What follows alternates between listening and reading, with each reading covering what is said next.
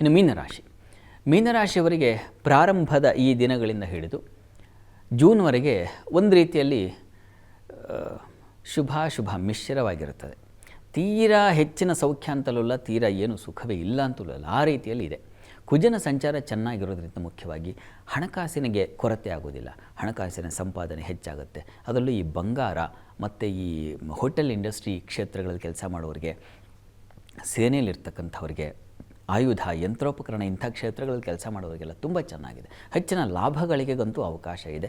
ಆ ದಾರಿಯಲ್ಲಿ ಕುಜ ನಿಮಗೆ ಶುಭ ಫಲವನ್ನು ತಂದು ಕೊಡ್ತಾ ಹೋಗ್ತಾನೆ. ಅದು ಅದೃಷ್ಟವೇ.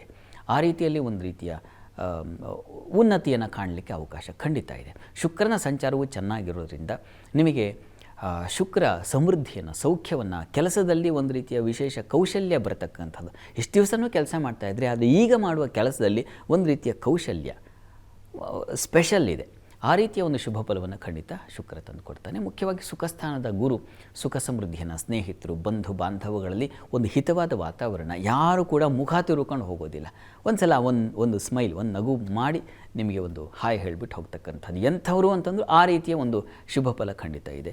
ಈ ವಾಹನ ಯೋಗಗಳಾಗಬಹುದು, ಭೂ ವ್ಯವಹಾರಗಳಲ್ಲಿ ಹೆಚ್ಚಿನ ಅನುಕೂಲಗಳಾಗಬಹುದು, ಈ ರೀತಿಯಲ್ಲೆಲ್ಲ ಶುಭ ಫಲ ಕಾಣಲಿಕ್ಕೆ ಖಂಡಿತ ಚೆನ್ನಾಗಿದೆ. ಸುಖಸ್ಥಾನದಲ್ಲಿರ್ತಕ್ಕಂಥ ಗುರು ಸ್ವಲ್ಪ ಮಟ್ಟಿಗಿನ ಸುಖವನ್ನು ಖಂಡಿತ ತಂದುಕೊಡ್ತಾನೆ. ಕರ್ಮಸ್ಥಾನವನ್ನು ವೀಕ್ಷಿಸ್ತಾನೆ. ಹೀಗಾಗಿ ಕೆಲಸ ಕಾರ್ಯಗಳಲ್ಲೂ ಕೂಡ ವೃತ್ತಿಯಲ್ಲಿ ಇರ್ತಕ್ಕಂಥ ಜನರು, ಸಹೋದ್ಯೋಗಿಗಳು, ಮತ್ತೊಬ್ಬರೋ ಅವರಲ್ಲೂ ಕೂಡ ಒಂದು ಪ್ರೀತಿ ವಿಶ್ವಾಸ ಕಂಡ್ರೆ ಒಂದು ನಗು ಬೀರ್ತಕ್ಕಂಥದ್ದು, ಕೆಲಸದಲ್ಲಿ ಯಾವುದೇ ದ್ವೇಷ ಮಾಡದೇ ಇರತಕ್ಕಂಥದ್ದು, ಈ ರೀತಿಯಲ್ಲೆಲ್ಲ ಶುಭ ಕಾಣ್ತೀರಾ. ಆದರೆ ರಾಹು ಎದಲ್ಲಿರೋದ್ರಿಂದ ಅನಗತ್ಯವಾಗಿ ಖರ್ಚುಗಳನ್ನು ಅನುಭವಿಸ್ತಾನೆ ಇರ್ತೀರ.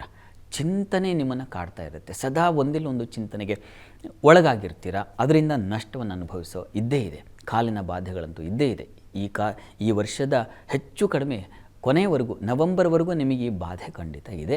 ಹೀಗಾಗಿ ಬಹಳ ಎಚ್ಚರಿಕೆ ಇರಲಿ. ಮುಖ್ಯವಾಗಿ ಶತ್ರುಗಳ ಬಾಧೆ, ಆತ್ಮೀಯರು ಅಂದ್ಕೊಂಡಿರ್ತೀರ, ಅವರೇ ಒಂದು ಸ್ವಲ್ಪ ಮಟ್ಟಿಗೆ ಏನೋ ಒಳಗೇನೋ ಮಾಡ್ತಾ ಇದ್ದಾರೆ ಅಂತಕ್ಕಂಥ ಒಂದು ಸಂಶಯ ನಿಮ್ಮನ್ನು ಸುತ್ತಾ ಇರುತ್ತೆ. ಈ ರೀತಿಯಲ್ಲಿದೆ. ಜೂನ್ನಲ್ಲಿ ಆ ಗುರುವಿನ ಪರಿವರ್ತನೆ ಖಂಡಿತ ಇವುಗಳಿಗೆ ಈ ಎಲ್ಲ ನೋವು ತೊಡಕು ಇದೆಯಲ್ಲ, ಇವುಗಳಿಗೆ ಒಂದು ಮಾಸು, ಇವುಗಳಿಗೆ ಬೇರೆ ರೀತಿಯ ತೇಪೆ ಹಾಕುತ್ತೆ. ಅದರಲ್ಲಿ ಸಂಶಯ ಇಲ್ಲ. ಮನೆಯಲ್ಲಿ ಮಂಗಳ ಕಾರ್ಯಗಳಾಗ್ತಕ್ಕಂಥದ್ದು, ಮಕ್ಕಳ ವಿದ್ಯಾಭ್ಯಾಸ ಅಥವಾ ಸಂತಾನ ಸೂಚನೆ ಸಿಗ್ತಕ್ಕಂಥದ್ದು, ನಿಮ್ಮ ಪ್ರತಿಭಾಶಕ್ತಿ ಹೆಚ್ಚಾಗ್ತಕ್ಕಂಥದ್ದು, ಜಾಣ್ಮೆ ಅಂತಕ್ಕಂಥದ್ದು ಹೆಚ್ಚಾಗಿ ಬೇರೆಯವ್ರಿಗೆ ಆದರ್ಶವಾಗಿಬಿಡ್ತಕ್ಕಂತಹ ಸಾಧ್ಯತೆ, ಇವುಗಳನ್ನೆಲ್ಲ ಸೂಚಿಸ್ತಾ ಇದೆ. ಖಂಡಿತ ಮೀನರಾಶಿಯವರಿಗೆ ಗುರುವಿನ ಪರಿವರ್ತನೆ ನಿಮ್ಮ ಪಾಲಿಗೆ ಒಂದು ಹೊಸ ಬೆಳಕನ್ನು ಕೊಡುತ್ತೆ. ಅದರಲ್ಲಿ ಯಾವುದೇ ಸಂಶಯ ಇಲ್ಲ. ಮುಖ್ಯವಾಗಿ ಹೈಯರ್ ಸ್ಟಡೀಸ್ ಮಾಡೋರಿಗೆ ಒಳ್ಳೆಯ ಗುರುಗಳ ಮಾರ್ಗದರ್ಶನ ಸಿಗ್ತಕ್ಕಂಥದ್ದು, ಸಂಶೋಧನೆಗೆ ನೀವು ಮಂಡಿಸಿದ ಪ್ರಬಂಧವೋ ಮತ್ತೊಂದು PhD ಈ ರೀತಿಯಲ್ಲೆಲ್ಲ ಮಾಡ್ತಾಯಿದ್ರೆ ಒಂದು ಸ್ಪೆಷಲ್ ಅಧ್ಯಯನ ಮಾಡಿದನಪ್ಪ, ಆ ರೀತಿಯಲ್ಲಿ ಗೌರವಕ್ಕೆ ಪಾತ್ರರಾಗ್ತಕ್ಕಂಥದ್ದು, ಮಾನ್ಯತೆ ಸಿಗ್ತಕ್ಕಂಥ ಸಾಧ್ಯ, ಇವುಗಳನ್ನೆಲ್ಲ ಸೂಚಿಸ್ತಾ ಇದೆ. ಇನ್ನು ನವೆಂಬರ್ ವೇಳೆಗೆ ಗುರುವಿನ ಸಂಚಾರ ಅಲ್ಲಿ ನಿಮಗೆ ಮತ್ತೆ ಕತ್ತರಿಯಾಗುತ್ತೆ. ಅಲ್ಲಿ ಮತ್ತೆ ಆರೋಗ್ಯದಲ್ಲಿ ಸ್ವಲ್ಪ ಏರುಪೇರಾಗ್ತಕ್ಕಂಥದ್ದು, ಜನ್ಮಾಧಿಪತಿ ಕರ್ಮಾಧಿಪತಿ ಷಷ್ಠಕ್ಕೆ ಬಂದುಬಿಟ್ರೆ ವೃತ್ತಿಯಲ್ಲಿ ಶತ್ರುಗಳ ಬಾಧೆ ಹಾಗೆ ಸಣ್ಣದಾಗಿ ಶುರುವಾಗುತ್ತೆ, ಬಿಸಿ ಬೆಂಕಿ ಅಂತಕ್ಕಂಥದ್ದು. ಈ ರೀತಿಯಲ್ಲೆಲ್ಲ ಸ್ವಲ್ಪ ತೊಡಕನ್ನು ಅನುಭವಿಸ್ತೀರ. ಸಾಲದ ವ್ಯೂಹಕ್ಕೆ ಸಿಕ್ಕಾಕೊಂಡ್ಬಿಡ್ತಕ್ಕಂಥದ್ದು, ಶತ್ರುಗಳ ಬಾಧೆ ಎದುರಿಸಬೇಕಾದ ಪರಿಸ್ಥಿತಿ, ವೃತ್ತಿಯಲ್ಲೂ ಸ್ವಲ್ಪ ಕಹಿ ವಾತಾವರಣ, ಈ ರೀತಿಯಲ್ಲೆಲ್ಲ ಇದೆ. ಡಿಸೆಂಬರ್ ವೇಳೆಗೆ ಬುದ್ಧಿ ಸ್ವಲ್ಪ ಮಂಕಾಗ್ತಕ್ಕಂಥದ್ದು, ಕಾರ್ಯಗಳಲ್ಲಿ ತೊಡಕುಗಳು ಬರ್ತಕ್ಕಂತಹ ಸಾಧ್ಯತೆ ಸೂಚಿಸ್ತಾ ಇದೆ. ಆದರೆ ವಿದೇಶ ಸಂಪರ್ಕದಿಂದ ವಿಶೇಷ ಮಾನ್ಯತೆ, ವಿಶೇಷ ಒಂದು ಹಣಕಾಸಿನ ಅನುಕೂಲಗಳು ಉಂಟಾಗ್ತಕ್ಕಂಥದ್ದು, ಧನಲಾಭ ಕಾಣ್ತಕ್ಕಂಥ ಸಾಧ್ಯತೆ ಇದೆ. ಔಷಧ ವ್ಯಾಪಾರಿಗಳಿಗೆ ತುಂಬ ಚೆನ್ನಾಗಿದೆ ಡಿಸೆಂಬರ್ ವೇಳೆಗೆ. ಅಂತೂ ಹೇಗಿದೆಯಪ್ಪ ಅಂತಂದರೆ ಒಂದು ರೀತಿಯಲ್ಲಿ ಒಂದು 60 ಭಾಗ ಶುಭವನ್ನು, 40 ಭಾಗ ಸ್ವಲ್ಪ ತಕರಾರುಗಳನ್ನು ಕಾಣ್ತಕ್ಕಂಥ ಸಾಧ್ಯತೆ ಇದೆ 2026 ವರ್ಷ.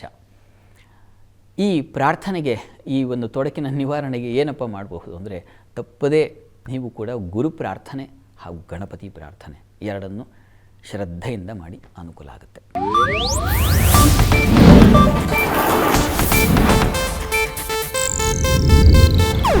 ಇದು ಏಷ್ಯಾನೆಟ್ ನ್ಯೂಸ್ ನೆಟ್ವರ್ಕ್ ಪ್ರಸ್ತುತಿ.